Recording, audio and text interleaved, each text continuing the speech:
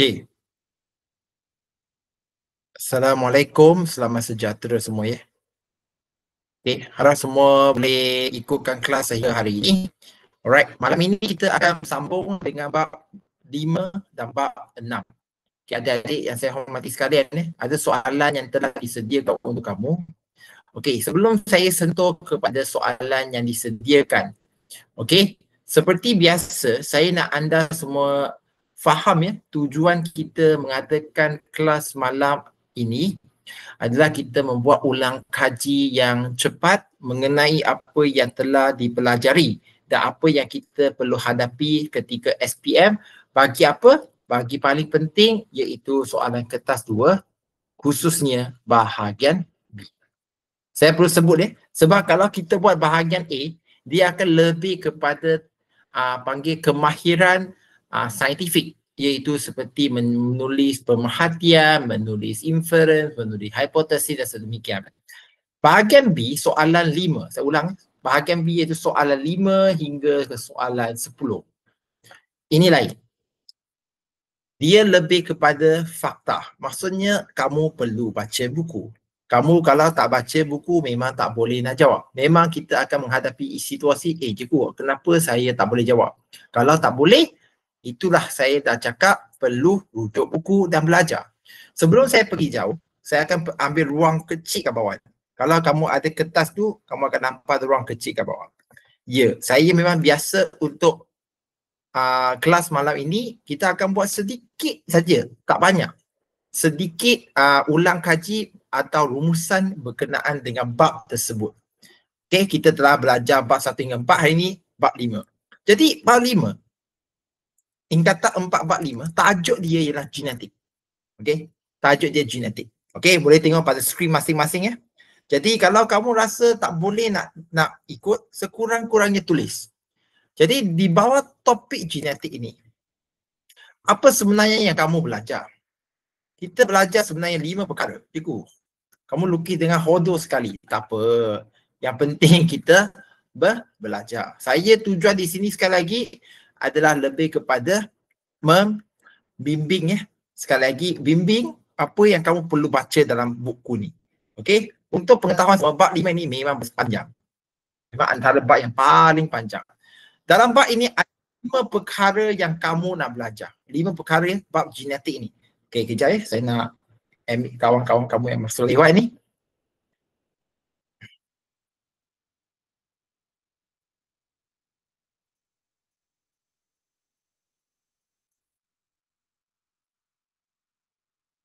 Okey, jadi apa yang kita nak belajar untuk bab genetik? Pertama sekali, pembahagian sel.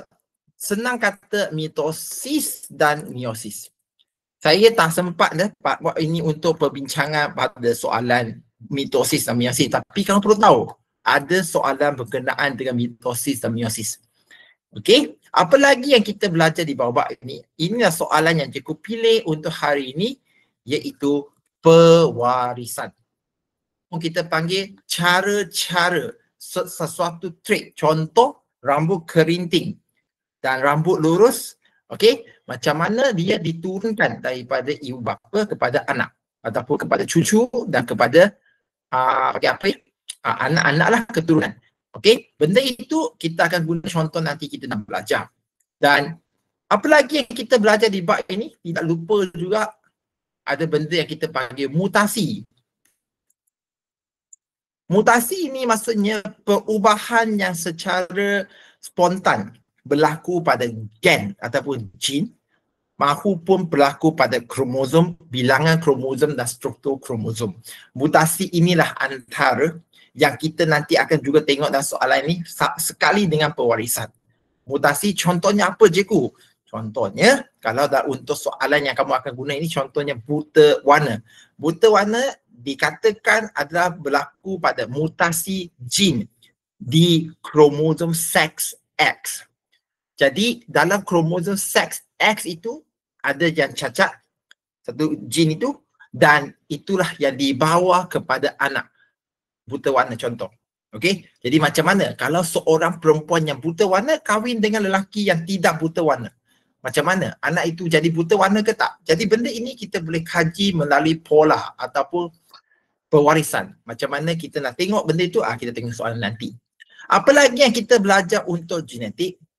Ini penting juga. Okey?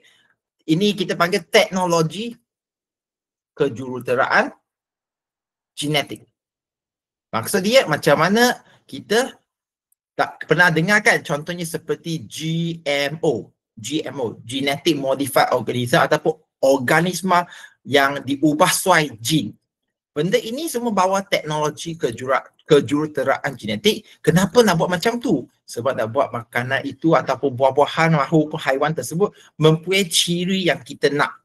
Contoh, kita boleh ubahkan contoh buah itu, letakkan jin tertentu, tukarkan jin, jadikan dia lebih manis dan seterusnya. Okey? Pergi tengok balik. Dan last sekali, tidak lupa yang biasa kamu buat dalam soalan peperiksaan. Dah buat 2 kali dah. 2 kali dah. Iaitu warasi apa? Selanjar dan tak selanjar. Ini biasanya dia keluar dalam soalan bahagian A. Tapi tak nafikan dia boleh keluarkan soalan bahagian B. Contoh yang soalan ini biasa kamu buat. Cap jari. Okey? Kumpulan darah dan sebagainya. Bab ini memang besar. Memang besar. Saya ambil 2 soalan sebagai ulang kaji malam ini saja. Yang ini sempat kita buat perbincangan malam ini. Okey? Dan kalaulah siapa yang ada minat untuk mendalami bab ini, kamu boleh pergi pada buku teks. Saya pun tak nak buang masa. Kalau kamu ada buku teks di tangan itu terbaik. Kamu boleh rujuk kepada muka surat terus 94. 94 saya tunjuk dah muka surat itu 94 penyakit gangguan jin dan juga 95. Okey, 94 95. Perlu baca. Okey. Jadi sekarang Raja 6.1 menunjukkan skema pewarisan. Ya. Okey, cikgu, apa itu hemofilia? Hemofilia merujuk kepada satu penyakit di mana badan orang itu kekurangan sejenis protein untuk pembekuan darah. Kurang. Maksud dia, kalaulah berlaku pendarahan, cedera potong ke, okey, dan apa-apa pun, dia punya pendarahan akan berterusan dan tidak boleh berhenti. Okey, jadi apa ini? Senang kata, kalau kamu tengok soalan ini, bapa yang normal dan ibu, saya gunakan pen yang lain supaya kamu boleh nampak. Saya gunakan pen warna merah, iaitu ibu pembawa hemofilia. Apa maksud dia? Bapa normal, mak dia pembawa hemofilia. Pembawa, cikgu, apa itu pembawa? Pembawa rujuk kepada satu orang itu, dia nampak sihat. Ibu itu sihat. Tapi dia ada gen atau dia ada jin hemofilia itu. Maksudnya dia sihat, dia ada jin itu. Maksud dia ada ke barangkalian anak yang dapat itu ada hemofilia. Macam mana? Okey, kita tengok pada gambar bawah ni. Cikgu, apa ini? Saya tak faham. Inilah yang kita panggil raja skema genetik. Raja skema genetik. Kalau kamu tengok betul-betul, saya ambil kat ayah, bapa ini sebagai contoh. Bapa yang normal. Okey, normal ini kita rujuk pada fenotip. Cikgu, apa itu fenotip? Fenotip ini adalah apa yang boleh dinampak secara fizikal. Okey, maksudnya senang katalah, kita kalau tengok, okey, dia normal lah. Dia tak ada sakit apa-apa. Manakala kalau kamu tengok genotip. Genotip dia, sebab dia bapa, dia lelaki. Dia adalah XY, lelaki. XY. Dan penyakit hemofilia ini dibawa oleh kromosom seks X saja. Saya ulang kromosom seks X. Okey, saya ulang Penyakit hemofilia ini dibawa oleh kromosom seks X. Maksudnya jin yang cacat itu ada pada kromosom seks X. Jadi untuk bapa normal ini, dia punya H itu adalah maksudnya apa? Normal. Saya ulang Kalau kamu tengok kat sini ada H besar. H besar maksud dia apa? H besar itu kalau kamu tengok XH. You kata tu H kat sini. Saya gunakan kuning dulu. H ini. H ini bermaksud apa? H ini bermaksud dominant normal. Saya nak bagi tahu dominant normal. Patutnya kita akan tulis X sekali Saya ulang, kalau kamu tengok betul-betul, okey, kita sepatutnya tulis XH besar. H itu bermaksudnya dominant normal. Kita perlu tahu. Manakala nanti kamu akan tengok di sini ada satu yang bertulis H kecil. H kecil. Okey, H kecil itu apa? Kamu perlu tahu perkataan yang kita bernama recessive. Recessive hemophilia. Apa itu recessive? Apa itu recessive? Maksud dia kalau ada XH besar dengan XH kecil. Saya ulang, XH besar dengan XH kecil. Okey, besar dan kecil. Dia tak dapat nampak, akan disorokkan. Yang tonjol itu ialah dominant. Recessive akan sorok. Jadi sekarang kita dah dapat soalan itu. Ibu ialah pembawa. Saya guna merah tadi kan, ibu ialah pembawa. Maksud apa? Tengok. Okey, cikgu, apa itu gamet? Gamet itu apa gamet? Gamet, tak faham, senang je. Tahu tak faham? Bapa hasilkan sperma. Tapi ini tak perlu tulis, saya nak kau faham je sperma. Maksudnya sperma. Okey. Manakala ibu dia hasil apa? Ibu hasil adalah ovum. Okey. Ovum. Ovum itu apa? Gamet. Okey, gamet. Kita semua tahu gamet ini nanti akan bersenyawa untuk menghasilkan anak zigot. Okey. Jadi kalau kita tengok kat sini, kalau kita tengok betul-betul, saya gunakan warna coklat kat sini. Okey. Mereka hasil daripada apa? Daripada ayah. Betul ke tak? Kalau untuk sperma daripada ayah, maksudnya XH besar ini datang dari ayah, Y daripada ayah. Ya, siapa dia? Apa boleh saya tolong? Okey, tahu persenyawa bagus. Jadi sekarang, kalau ibu menghasilkan ovum, maksudnya benda ini pun asalnya dari ibu. Betul ke tak? Asalnya dari ibu. Jadi kita akan tulis apa? Kalau XH besar lah satu. Lepas tu XH kecil. Ya. Jadi, kita dah jawab satu soalan pertama, lengkapkan jadual raja skema genetik. Jadi kita nampak, ibu itu pembawa. Dia punya genotip ataupun genotip. Saya guna purple. Ya, hari ini banyak warna. Warna ini semua perlu tahu. Kamu perlu cari maksud dia kalau boleh. Genotip ini daripada perkataan gen. Kalau kamu tengok, gen ataupun gene. Okey, saya ulang gene. Okey. Jadi, kalau kamu tengok ovum itu, okey, dari ovum, okey, daripada mak, satu XH besar, satu XH kecil, maksudnya kita cantum balik. Itulah genotip ibu ataupun mak tersebut. XH besar, XH kecil. Inilah kita panggil, kalau kamu tengok, XH besar, XH kecil. Orang itu normal ke ataupun dia hemofilia? Ada penyakit ke? Tidak. Dia sihat sebab dia ada dominant normal ini dan recessive hemofilia satu. Yang dominan sahaja yang akan menonjol. Siapa yang nak belajar perkataan itu, kamu boleh tulis ke atas dominan itu, kamu tulis. Kamu kalau nak belajar lah. Kalau tak boleh, tak nak belajar cikgu pun tak boleh buat apa kan. Ya, dominan itu, dia punya istilah itu kalau kita ikut, saya nak gunakan pen merah. Okey, kita panggil menonjol. Manakala recessive, kita panggil apa? Dia akan sorok. Maksudnya, dalam bab ini pewarisan, kita ataupun genetik bahagian pewarisan, kita tahu setiap trait ini ada dua, mesti ada dua gen setiap trait.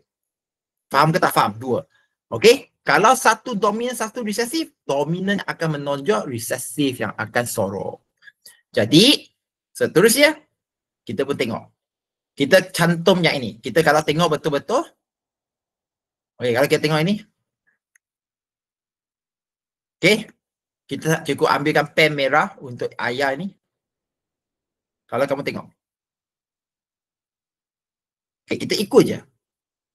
X ini daripada ayah. Ya, sperma. Macam kawan kamu tadi tak sabar dan nak jawab soalan itu. Baguslah persenyawaan. Betul. Okey? Manakala ini. Kalau kamu tengok betul-betul, maksudnya apa? Kalau saya guna orange, sperma, ayah dengan ovum. Apa nama proses ni? Jangan kata seks, bukan. Ovum dan sperma cantum ini kita panggil apa? Oh cikgu, proses Y. Nanti kita akan jawablah persenyawaan. Jadi kita akan dapat apa dalam soalan ini kalau dia mereka cantum ini. Saya guna kat coklat balik. Kita balik. Okey, XH kecil. Dan juga Y. Mesti tulis X baru Y. Okey? Jadi dia cantum, dia jadi ini yang kita dapat. Jadi benda ini kita perlu sekarang memahami. Cikgu, saya tak faham langsung apa yang cikgu buat ni. Kalau tak faham, buka buku teks. Cari pewarisan, baca di depan. Kalau kamu ada buku teks sekarang, asas dia kat depan, bukan terus 94-95. Memang kita akan mengambilkan masa nak faham. Contoh, muka surat 86. Okey, 86, 87. Ini asas tau. Maksudnya kamu perlu faham asas macam mana ni. Lepas tu ada juga yang berkenaan dengan penentuan jantina. Muka surat berapa? 89.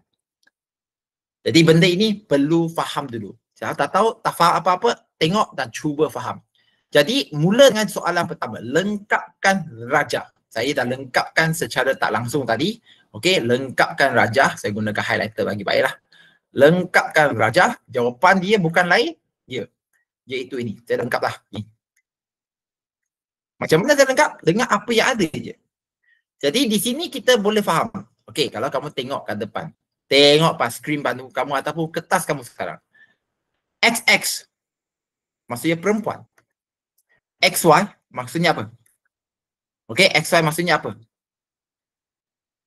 Ini bukan XY ni. Silap tengok ini soalan dia tulis salah. Ini XX ini soalan salah. Dia soalan dia dah salah. XH besar kalau ikut dan XH kecil. Baru perempuan XX. Okey, soalan salah ya.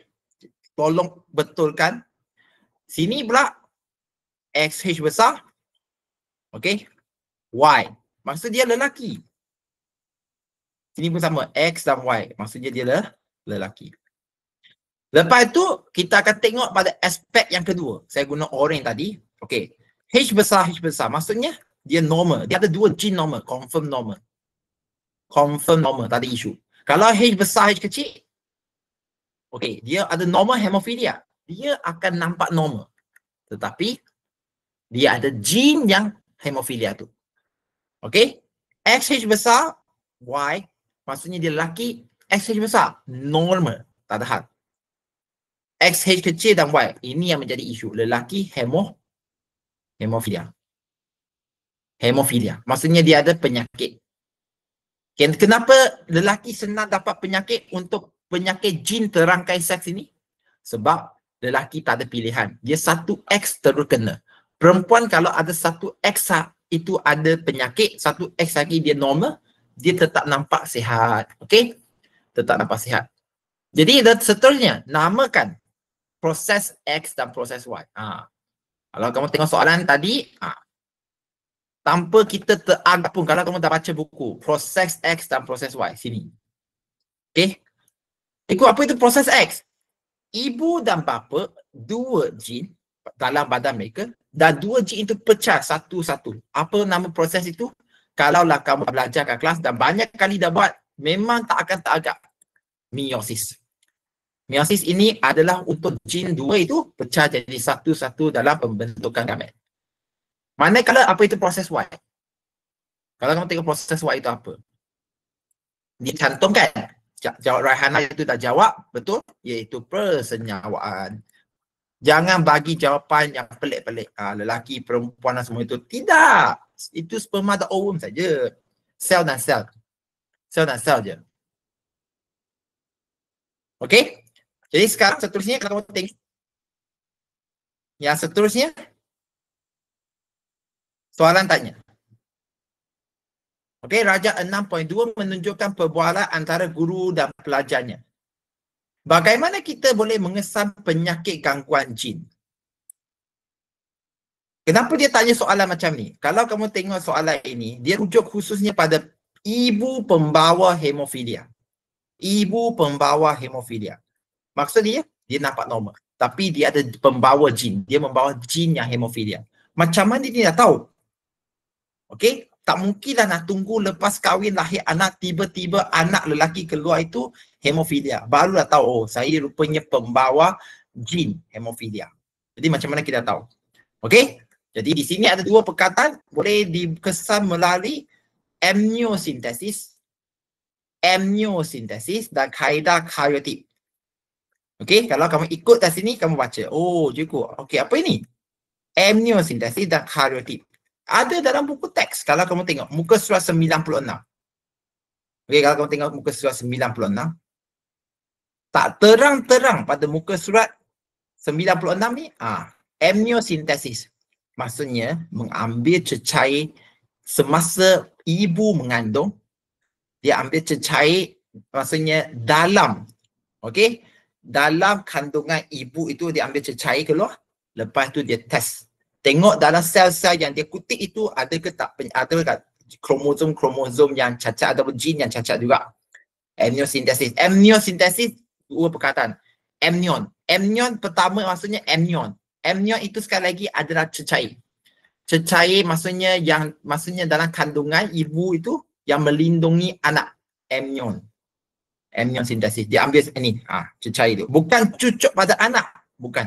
Cucuk pada cecair yang melindung anak tersebut. Okey? Dan satu lagi kaedah karyotip. Kalau kamu tengok bawah. Okey? Maksudnya saintis ataupun bukan doktor ya. Doktor kalau nak buat pun dia akan ambil sampel je. Yang buat nanti kaji kamu punya sel itu jin macam mana, kromosom macam mana, ada satu makmal lain yang akan buat. Jadi dia akan buat ikut seperti yang dalam skrin kamu lah. Kita pun tak nak cerita panjang lebar. Jadi sehingga sekarang rasanya boleh ikut ke tak? Kalau boleh ikut sesiapa di sini, boleh ke tak cikgu dapat sedikit respon, angkat tangan ke apa-apa? Boleh ke faham ke tak? Boleh ke tak? Contohnya kamu boleh bagi emoji angkat tangan. Okey, angkat tangan ke ataupun kamu bagi macam ni ke, semua okey ke? Okey, bagus. Saya sambung Thank you so much. Jadi saya sambung Jadi soalan tanya. Okey, kaedah amniocentesis digunakan untuk mengesan keabnormalan sel fetus. Jadi apa itu fetus? Fetus maksudnya bayi di dalam kandungan. Kita tak panggil bayi. Bayi sudah keluar. Kalau masih dalam kandungan ibu, kita maksudnya dalam bahasa kasar panggil perut kan. Sebab bukan perut. Dan rahim kita panggil fetus. Okey. Ya, kejap saya nak add orang ni, siapa lagi nak masuk. Tengah. Okey. Jadi kita akan buat pada minggu ke-15 dan 20, kita semua tahu perempuan mengandung 9 bulan. Jadi 9 bulan minimum. Jadi minggu 15 ke 20 lebih kurang pada bulan yang keempat dan kelima. 4 dan kelima. Jadi sekarang apakah proses tersebut? Okey. Jadi langkah-langkah dalam kaedah apa itu? Dalam kaedah amniocentesis. Saya ulang langkah-langkah. Jadi pertama sekali jarum akan dimasukkan dengan berhati-hati. Saya ulang, jarum. Dengan menembus dorman ibu, cucuk menembusi apa? Menembusi apa? Jangan kata perut. Jawapan dia dinding uterus. Dinding uterus. Kalau kamu tengok buku teks. Okey, sini. Sorry di sini. Bukan perut. Bahagian tempat kita mengandung anak itu bukan perut. Bahagian bawah perut. Jadi dia akan cucuk masuk ke dalam, menembusi bukan perut. Okey, rahim. Lepas tu menembusi masuk dinding uterus bahagian itu. Okey, tempat yang ada fetus tersebut. Benda alih amnion. Apa itu benda alih amnion? Ini yang cecair sekali lagi yang melindungkan bayi. Saya ulang, cecair yang melindungkan, bukan bayi silap, fetus. Bayi dalam kandungan lah. Dalam kandungan rahim mak itu.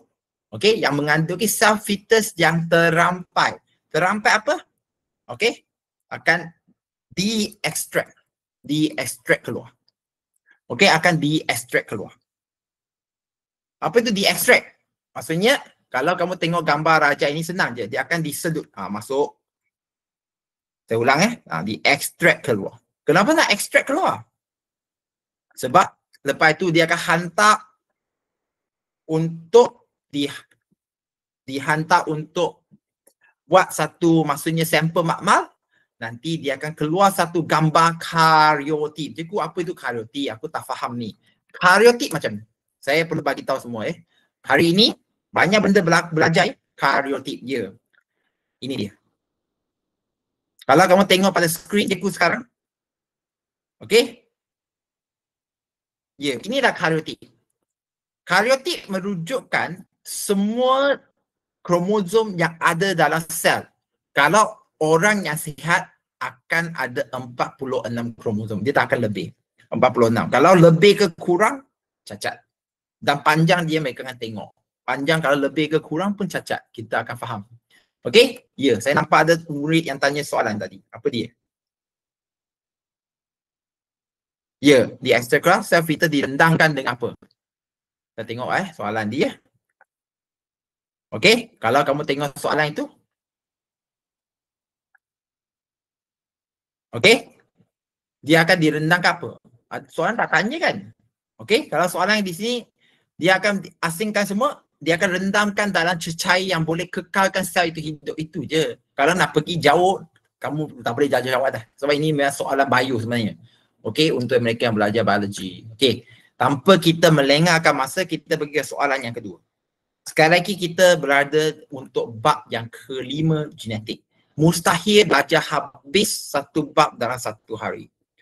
Okay, mustahil. Jadi kita sekarang hanya ulang kaji bahagian pewarisan yang melibatkan mutasi. Mutasi apa? Jin, khususnya untuk penyakit, tadi dah cakap penyakit hemofilia. Sekarang soalan yang kedua. Soalan buta warna. Okey? Buta warna. Buta warna pun sama. Dia dibawa oleh kromosom seks X. Itu pasal ibu dan ayah, mata dia tak buta warna. Mata dua-dua tak buta warna. Logik. Tiba-tiba anak dilahirkan, buta warna. Bukan sebab mak itu curang ke atau tidak. Bukan. Sebab mungkin mak itu pembawa. Ayah itu lain. Kalau ayah, dia ada saja. Saya gunakan pen biru sama ayah. Kalau ayah, bapa buta warna, memang buta warna. Bapa sama ada buta warna, tidak je. Dia bukan pembawa. Dia tak ada tiga. Dua je. Buta warna atau tidak. Kalau ibu, untuk kes yang diberikan ini, ibu pembawa buta warna. Pembawa. Maksud dia normal. Saya ulang pembawa ini maksudnya dia normal. Normal normal penglihatan. Normal penglihatan ada buta warna. Okey je. Tapi dia ada jin tersebut. Cikgu macam mana? Okey, kita jawab soalan yang sama. Kita diminta soalan sama ni, lengkapkan rajah. Okey, kalau kita tengok ibu, saya gunakan highlight kat sini. Okey, XB besar, XB kecil, betul? XB besar, XB kecil. Kalau kamu lukis ke atas, maksudnya di atas ni je lah. XB besar, XB kecil. Maksudnya ibu ini adalah seorang pembawa. Cikgu, tak faham ni. Aku tak faham. Okey. Siapa yang tak tahu tulis. B besar itu ialah dominant, normal. Penglihatan normal. B kecil ini kita panggil apa? Buta warna. Buta, recessive buta warna. Buta warna. Maksud dia kalau perempuan itu, satu perempuan itu nak buta warna, dia mesti ada dua B kecil. XB kecil baru buta warna. Kalau B besar B kecil, dia akan nampak normal. Lelaki sama ada XB besar dengan Y ataupun XB kecil dengan Y. XB besar, dia akan jadi normal. XB kecil akan jadi buta warna. Kita akan tengok nanti, sabar. Jadi seterusnya, kita perlu lengkapkan jadual. Kita tengok anak panah. Okey, kita tengok anak panah. Y, okey, dia punya arrow kat sini. Y. Maksudnya, cikgu apa ni? Kalau tak faham, pendek kata, ini sperma. Kenapa sperma? Sebab ayah. Ayah.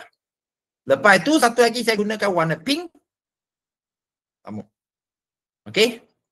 Ini panggil ovum. Perempuan. Ovum. Ovum. Jadi kalau kamu tengok cantum X dulu baru Y. X dulu baru Y. Tulis X dulu. X dia apa? XB besar. XB besar, saya gunakan warna merah kan. Saya jawab merah. XB besar, ikut je pink tu. Lepas tu sambung Y. Sekarang kita pun tengok. Okey? Tengok saya rasa ini dia tak salah lagi . Dia bukan X, Y. Ini memang X dan X . XB kecil, XB kecil . Ada soalan dia tulis salah tak apa. Kita tahu. Kita betulkan sekarang. Okey, sekarang kita tengok. Kita tengok. Saya gunakan biru . X besar, X besar. Lelaki ke perempuan? Perempuan. Kalau X besar memang perempuan. Tak ada isu. Sekarang X dan Y. Ada Y. Maksudnya dia lelaki. Y itu lelaki. Okey, tak apa.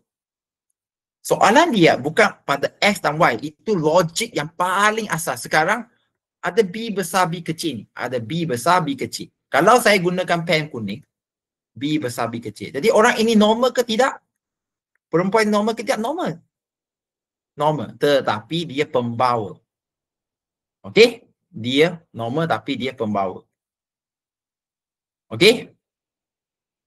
Itu pasal kadang-kadang soalan ini dia bukan betul tau. Kadang-kadang kita perlu orang yang membetul, bukan, soalan dia kalahkan salah, tapi kita nak faham mana yang salah, mana yang betul. Kalau XB kecil, dia bukan pembawa, salah, bukan pembawa.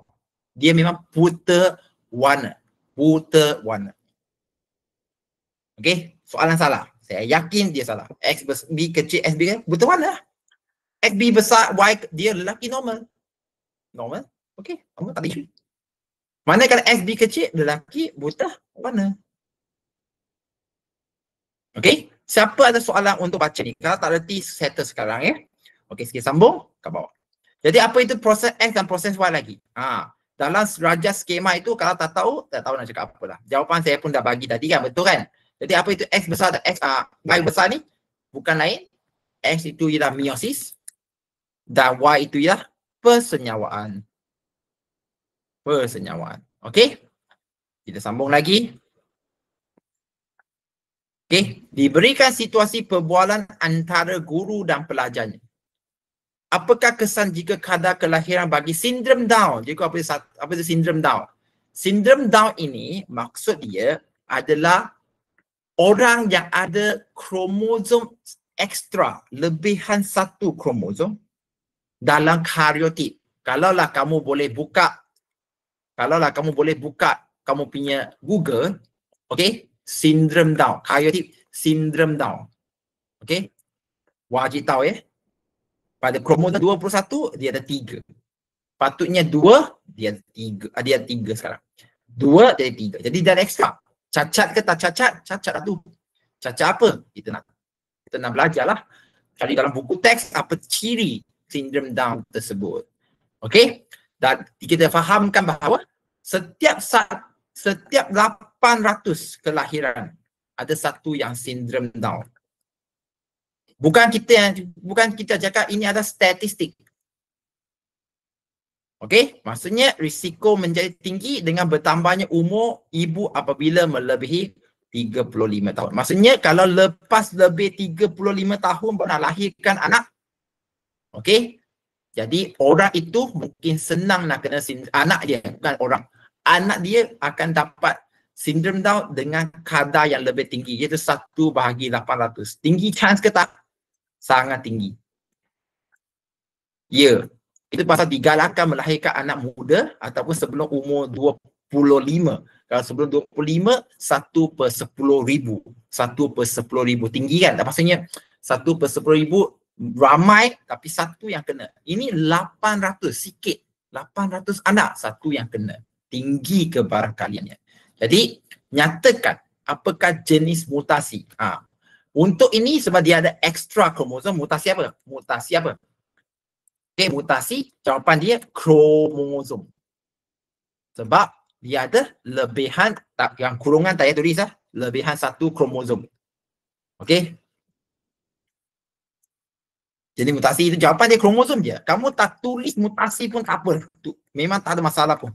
Tulis kromosom je. Tak payah tulis lebihan satu kromosom pun tak apa. Mutasi kromosom. Ada mutasi 2 jin dan kromosom. Jin dan kromosom. Siapa yang tahu, kamu boleh tulis kat sini. Okey, mutasi ada 2. iaitu mutasi gene, mutasi kromosom. Okay, jadi benda ini memang perlu belajar, perlu cari balik buku dan tengok. Jadi apakah faktor yang mempengaruhi jenis mutasi ini? Okay, mutasi, apa-apa mutasi dia dipengaruhi oleh mutagen. Saya ulang kita panggil mutagen, tapi mutagen itu umum. Jadi apa dia? Contohnya SINA, kita panggil SINA X. SINA, okay, ataupun SINA radioaktif. Okay, mahupun kalau untuk soalan ini kehamilan pada usia yang lewat pun terima. Kamu tengok apa? Okay, dan saya nak perkenalkan satu lagi perkataan hari ini, iaitu karsinogen. Karsinogen maksudnya bahan yang boleh menyebabkan kanser. Karsinogen. Contoh apa? Kalau kamu makan makanan di luar, mereka letak, apa panggil itu? Mereka letak makanan yang untuk tahan lama. Jadi mereka letak bahan kimia kan, dia menyebabkan kanser, karsinogen. Ataupun dalam kita punya rokok, ada karsinogen, bahan yang boleh menyebabkan kanser. Jadi itu kita panggil karsinogen. Jawapan mana-mana je kamu boleh pilih. Okey, boleh pilih. Untuk case ini. Okey, tapi yang umum biasa kita nak ajar murid yang boleh menyebabkan mutasi karsinogen ataupun boleh menyebabkan kanser, ataupun kita panggil SINA X dan SINA radioaktif. Untuk sindrom Down, kehamilan pada usia yang lewat diterima. Okey, boleh faham ke tak? Boleh faham ke tak? Okay. Rayhana boleh ya? Thank you. Saya nampak lah. Terima kasih banyak. Saya sambung ya. Okey. Jadi kita pergi yang nota kedua. Okey, nota kedua ini, saya nak kamu gunakan ruang yang ada kat sebelah muka surat depan ni. Cikgu, apakah nota ini sebenarnya? Nota untuk bab ini pula, sekali lagi, kita rujuk pada tingkatan 4 bab 6. Tajuk dia panjang. 3 perkataan. Sokongan. Okey? Sokongan. Apa lagi? Pergerakan. Dan pertumbuhan. Okey. Bab saya ulang. Cikgu, kenapa tak nak bagi terusan? Saya nak kamu tulis. Sebab saya tahu, kalau saya nak minta kamu sebut balik, apa itu bab 3? Silap-silap kamu nak sebut pun tak reti. Itu akan saya dah kata, bab kertas 2 bahagian B, kamu perlu ada fakta. Fakta macam ibarat, kalau untuk murid yang Muslim, contoh, nak sebut Quran, tak mungkinlah kamu boleh sebut tanpa rujukan. Kita nak sebut rujukan maksudnya bab ataupun kita pakai surah apa, ayat ke berapa.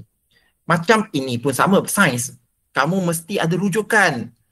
Rujukan itu maksudnya kamu perlu hafal lah. Kamu tak boleh biar je. Jadi untuk kita punya bab ini, tingkatan untuk sokongan, pergerakan dan pertumbuhan ni, dia sebenarnya senang nak ingat je. Dia bahagi kepada 3 je. Pertama, haiwan. Di bawah haiwan ini, dia 3. Dia fokus kepada sokongan. Saya ulang kita fokus pada sokongan dulu. Sokongan haiwan ini, kalau kamu tengok khususnya, kita ada rangka luar. Okey, kita rangka luar, rangka dalam, macam kita manusia rangka dalam, tulang Rangka luar maksudnya macam serangga. Serangga rangka luar. Luar itu keras. Rangka dalam macam manusia. Dan satu lagi kita panggil rangka hidrostatik. Okey, macam cacing tanah, cacing. Okey, dia fokus pada sokongan. Jadi macam mana boleh memberi sokongan? Cari buku. Tolong baca. Saya tak cakap apa yang saya tunjukkan itu mesti keluar, hanya tinggi saja. Sebab izinkan saya perkenalkan, kita cikgu sekarang mengajar saat-saat ini, kita berdasarkan pada analisis. Kalau kamu percaya pada siapa-siapa cikgu sekolah pun, kita contoh ini, bab ini, kita cakap. Dia keluar dalam bahagian A. Tahun 2021, 2023, 2024 keluar dalam bahagian C, essay. Jadi kalau saya nak tanya, boleh ke tak tahun 2025 dia dah keluar? Boleh. Walaupun dia tak tulis kat sini, kita cadangkan mungkin boleh keluar di bahagian B. Jadi kita readykan murid untuk baca bab ini. Kamu tak boleh kata tak tahu lepas ni Okey, dan kita ada manusia juga. Manusia ini lebih fokus kepada apa? Pergerakan.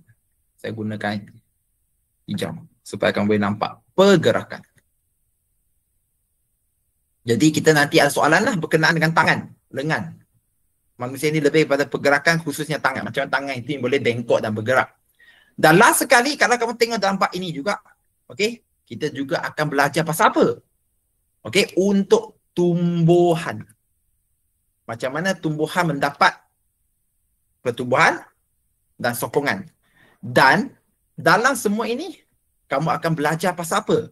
Saya gunakan merah, pertumbuhan. Pertumbuhan. Maksudnya, macam mana bentuk pertumbuhan mereka. Kalau saya boleh bukakan buku teks untuk kamu dan tengok sekarang, ya, kamu akan nampak contohnya pertumbuhan serangga macam ni. Dia berbentuk tangga. Silap-silap dia keluar, saya tak tahu. Tapi saya tak fokus hari inilah untuk ini. Dan juga contoh, pertumbuhan manusia berbentuk 2 kali, apa panggil itu? Sigmoid. S kalau kamu tengok. Nah, pertumbuhan. Manusia ada 2 kali dia naik cepat. Ada 2 kali pertumbuhan pesat. 2 kali, nampak? Dia ada 2 kali. Okey, satu ketika bayi, satu ketika remaja. Dan satu lagi, kalau tengok pertumbuhan, nanti kita akan jawab soalan berkenaan dengan pertumbuhan. Pertumbuhan apa? Pokok ataupun tumbuhan. Kita akan tengok tumbuhan. Kita nak jawab sekarang soalan dia. Okey? Kalau sekarang kamu bersama dengan cikgu, tengok pada soalan yang pertama. Okey? Bab ini. Sebab masa kita memang nak fokus 1 jam je. Kita tak nak lebih. Sebab lebih nanti kata, cikgu saya tak boleh nak fokus lah, itu ini semua betul. Saya pun faham. Okey? Kalau kamu tengok kat depan, sistem rangka dan otot. Tulang dan otot membolehkan manusia bergerak. Cikgu saya tak tahulah. Cari buku teks. Buku teks muka surat berapa untuk faham? Kalau kamu nak belajar juga, hari ini juga kamu buka. Buka muka surat 128. 128. Okey? Kamu akan belajar, kamu akan jawab. Okey? Pengecutan dan pengendoran otot rangka menghasilkan pergerakan. Okey? Otot kalau kecut. Okey, dia kecut tebal ni. Maksudnya dia kecut, tarik. Bawah kecut, dia tarik dan meluluskan tangan. Meluruskan Kalau atas yang kecut, dia membengkok. Jadi, macam mana pergerakan itu boleh membengkokkan lengan? Tandakan otot bicep yang mengecut dan otot tricep yang saya gunakan kuning, otot bicep mengecut. Saya gunakan hijau untuk otot tricep yang mengendur dalam raja tersebut. Dia minta label. Senang je. Okey, merah ni. Okey. Apa dia? Yang atas ni. Kalau tangan bengkok, mengecut atas ni, otot apa? Pelajar sains sukan tak mungkin tak tahu kan? Otot bicep. Ikut soalan. Mengecut. Manakala bawah, kalau kamu tengok, otot tricep kat bawah ni, dia buat apa? Mengendur. Otot tricep. Tricep mengendur.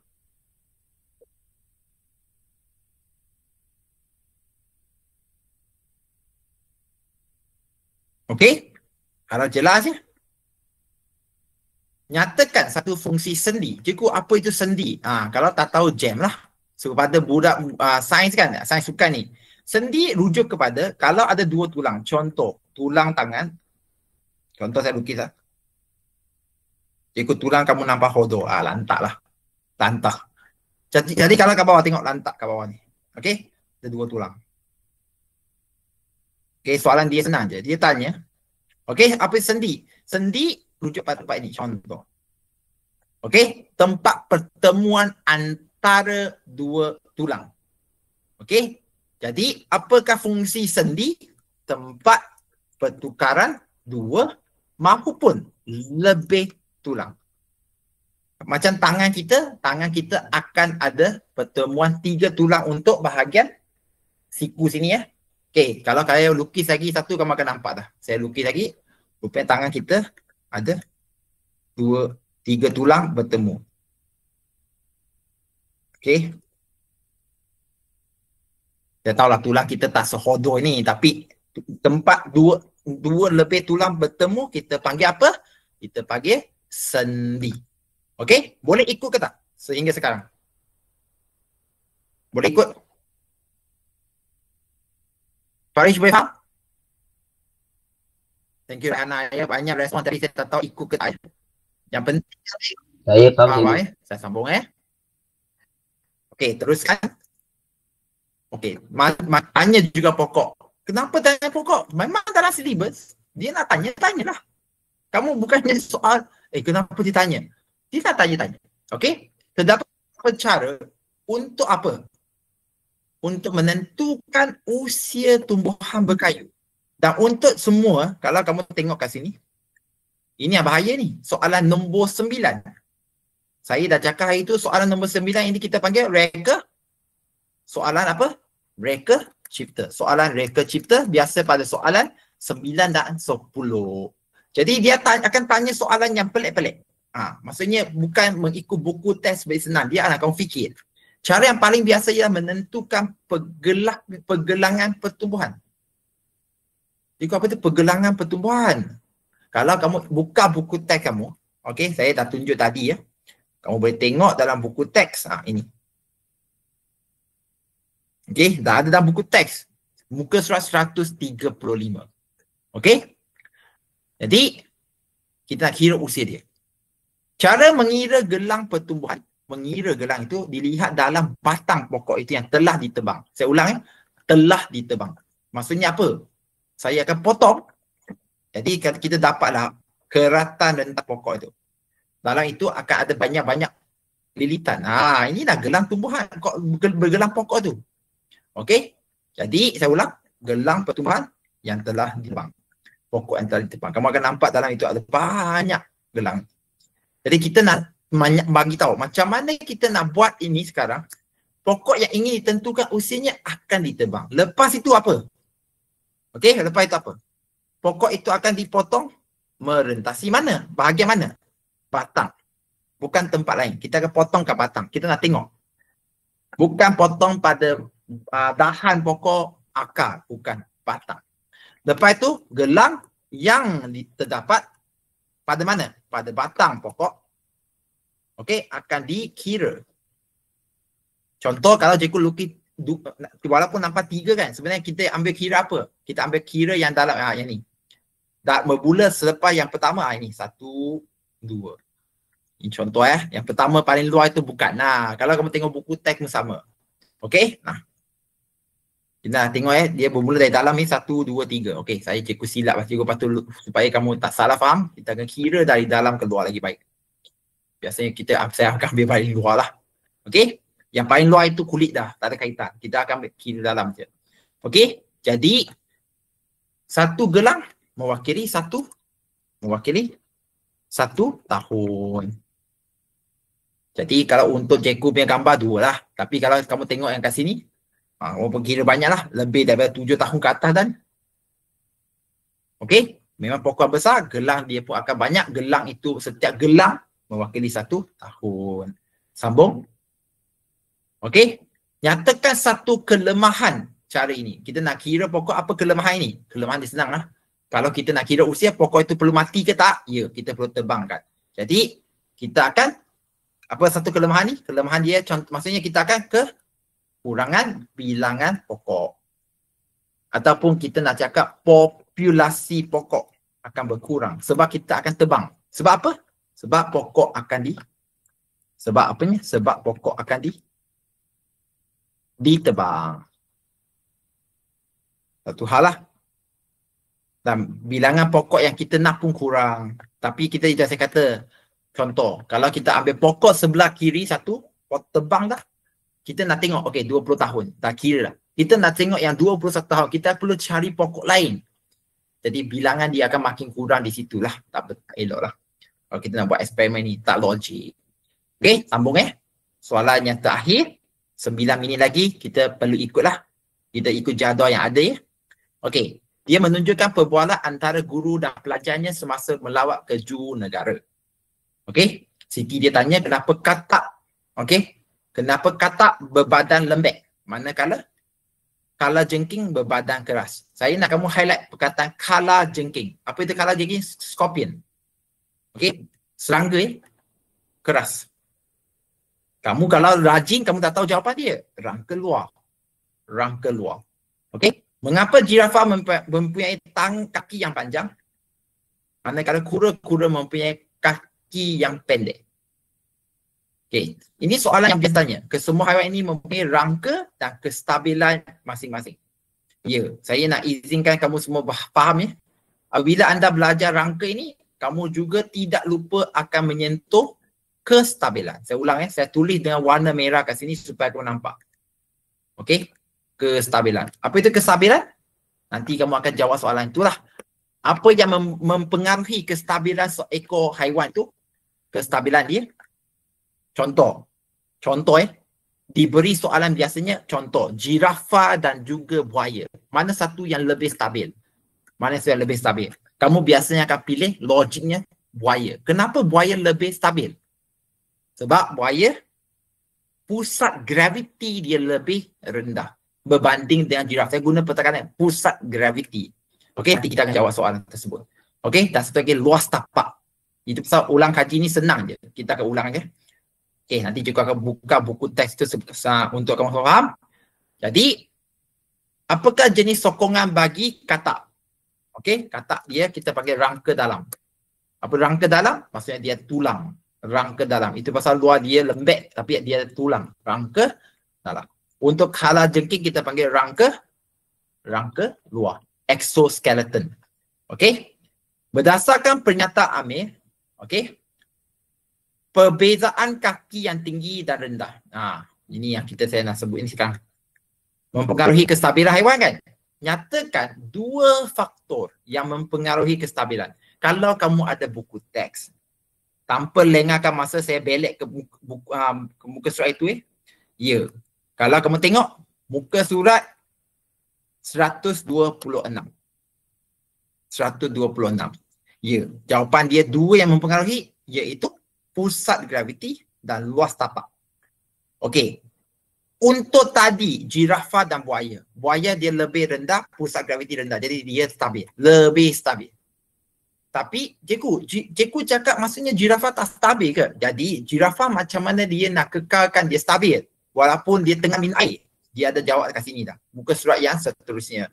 Muka surat 127, kamu kau tengok. Dia akan kangkangkan kaki dia.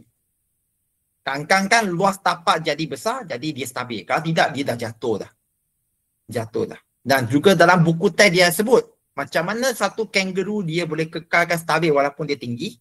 Sebab, kalau kamu tengok, nampak tak? Kaki dia luas tapak besar dan ekor dia menjadi tongkat di belakang. Jadi, inilah menyebabkan lebih stabil. Kenapa lebih stabil? Sebabnya kalau kamu baca ke atas, menambahkan luas tapak. Itu pasal kalau kita nak lebih stabil, kita akan buka kaki kita. Berdiri, stabil. Lebih stabil. Kalau berdiri tegak, kaki rapat, kurang stabil. Goyang-goyang mungkin dah jatuh. Tapi kalau kaki kita buka sikit, jadi kita boleh bersih lebih stabil. Apakah dua faktor tersebut? Jawapan dia bukan lain. Pusat graviti dan juga luas tapak. Pusat graviti ni senang nak faham. Lebih rendah, lebih stabil. Faham ke tak? Lebih rendah, lebih stabil. Tak perlu tulis ya. Ini hanya saya bagi tahu saja.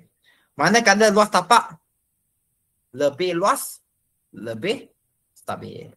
Pun sama. Okey? Lepas itu soalan tanya, 7.2 menunjukkan haiwan yang mempunyai rangka hidrostatik. Terangkan mengapa haiwan tidak mempunyai tulang di dalam badan. Kenapa? Sebab, ruang badan untuk yang hidrostatik ini, dia atau ruang haiwan untuk haiwan ini dipenuhi benda alih ataupun cecair. Yang cecair itu, yang tonya bagi itu, itu yang bagi dia stabil. Okey? Dengan itu, dia tak tulang ke? Dia tak tulang. Tapi dia ada otot. Okey? Haiwan ini juga, haiwan ini mempunyai apa? Otot. Dia ada dua otot. Otot lingkar, hafal je lah. Dan otot membujur. Maksudnya, kalau saya boleh lukis dalam gambar raja ini dengan senang faham, kalau ini cacing ataupun lintah. Saya guna dua warna di sini, satu warna merah. Satu otot macam ni. Yang melingkar. Dia kiri ke kanan. Kiri ke kanan. Okey. Satu lagi otot atas ke bawah. Senang nak faham? Dia bulat atas ke bawah. Macam ni. Jadi, inilah memberikan dia rangka dia, bentuk cacing itu. Kalau kamu boleh tengok buku teks, muka surat berapa, direct je. Untuk ulang kaji. Okey, kita rangka luar. Ni. Nampak? Otot lingkar, otot membujur. Otot lingkar, otot membujur. Dalam bab ini juga ada satu eksperimen yang sangat menarik ya, iaitu tulang. Membandingkan tulang yang berongga dengan tulang yang padat. Macam manusia. Tulang burung dengan tulang haiwan. Mana satu yang lebih kuat. Walaupun tulang burung banyak rongga, banyak rongga tu kan. Ruang-ruang kosong tu. Tapi dia masih juga lebih stabil berbanding dengan tulang padat macam manusia. Saya pun tak nak pergi jauh. Kalau saya hentikan sini, kamu akan nampak. Saya akan henti pada muka surat ini supaya sesiapa yang minat boleh baca sendiri. Contoh. Okey, saya ulang ya. Ini. Okey. Saya akan baca. Kalau saya dah sebut, kamu baca sendiri membandingkan kekuatan tulang padat dengan tulang berongga. Senang kata tulang manusia. Tulang manusia memang padat. Manakala berongga ini tulang burung. Apa tu berongga? Maksudnya tulang itu ada lubang-lubang. Ada lubang-lubang. Okey? Okey, jadi eksperimen itu adalah eksperimen seperti ini ya. Kalau itu bahagian A, ada soalan yang biasa kamu tengoklah. Okey? Jadi itu saja yang saya kongsikan malam ni. Siapa ada soalan? Kalau tak ada, saya nak tutupkan malam ni sebab memang sejam je. Saya tak nak lebih. Soalan? Kita tengok dulu Baru tengok. Terima kasih Raihana. Belajar baik-baik tu. Ya. Hello. Ya, sorry sempat saya baca. Okey, baik. Kalau tak ada, cikgu minta izin untuk mengambil screenshot untuk kehadiran malam ni. Sabar Ini Alicia, sabar.